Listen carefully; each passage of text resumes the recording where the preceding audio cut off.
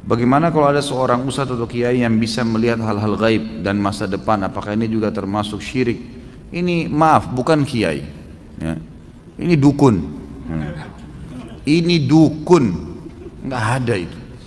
Bagaimana cara? Gitu kan? Ini semua tidak mungkin terjadi. Ini semua khurafat yang masuk ke dalam sebagian orang dan memakai nama suci. Nama kiai itu suci.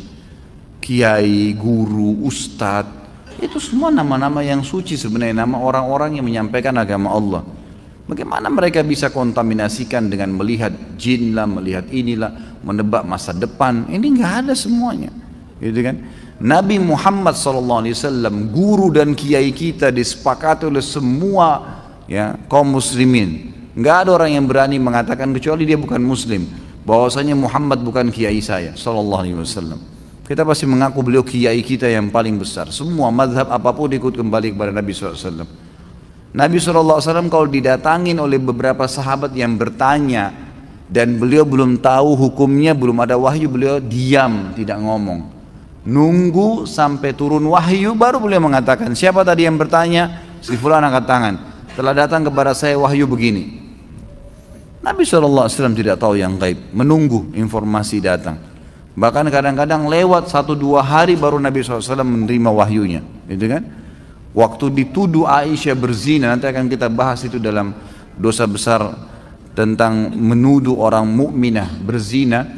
Itu sempat wahyu terputus dari Nabi SAW kalau tidak salah sebulan, nggak ada wahyu turun. Nabi SAW tidak tahu benar nggak istrinya berzina nih, sampai beliau bingung sendiri menghadapi Aisyah pada saat itu. Ngumpulin sahabat, nanya, sahabat bertengkar, ribut, ada yang dukung, ada yang enggak. Datang ke rumahnya Aisyah, ditanyakan Aisyah, Aisyah mengatakan tidak, saya tidak melakukan. Sampai turun firman Allah Subhanahu Wa Taala. Nabi SAW terjadi pada rumah tangganya. Turun ayat Al-Quran, nanti akan kita bahas tuh. Ayat-ayatnya lengkap semua menceritakan. Beliau tidak tahu yang gaib. Bagaimana ada orang yang mengaku kiai, kemudian bisa melihat yang gaib, bisa tahu masa depan? Bagaimana caranya? Allah mengatakan dalam Al-Quran tentang Nabi SAW dan Nabi disuruh ucapkan itu.